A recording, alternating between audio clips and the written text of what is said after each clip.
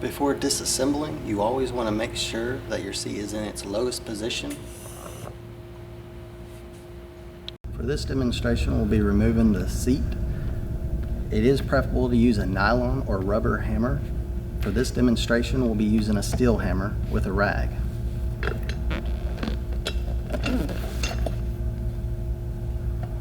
Place rag here, that way you don't chip up or scar the paint.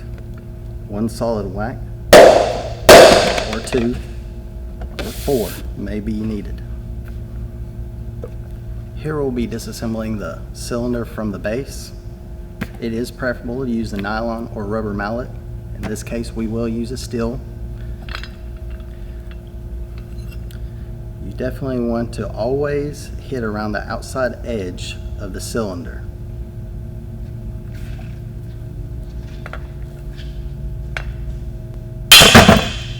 This may take a couple tries.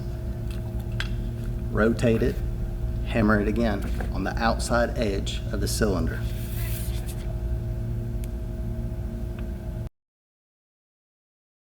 Here we'll be showing you how to package your bomb back. We'll first start with the cylinder using your original packaging. Slip it back into the plastic bag. Wrap it with the bubble wrap.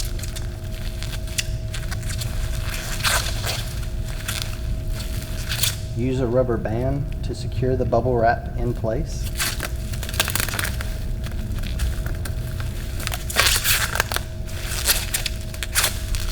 Place cylinder on the side of the box.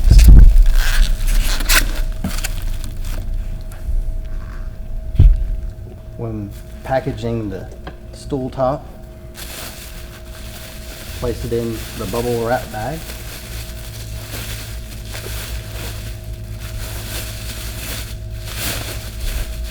Lay it upside down on longer bubble wrap.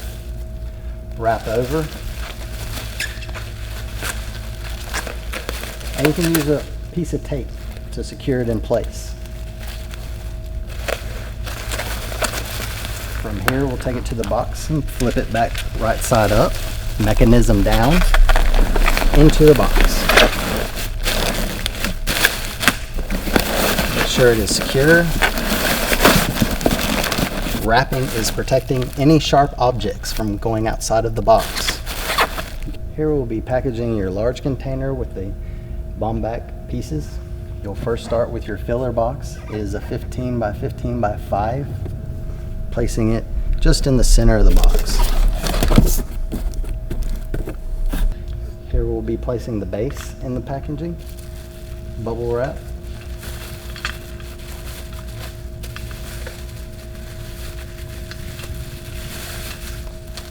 And it's okay if the wheels stick out a little bit.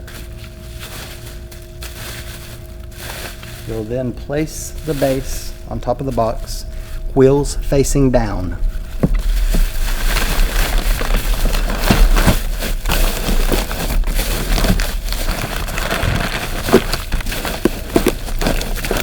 Make sure it is seated flush up against the box.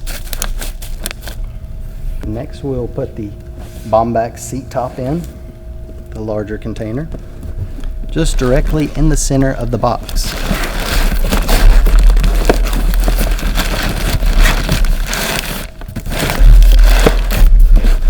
Here you can fill the voids with any extra wrapping paper.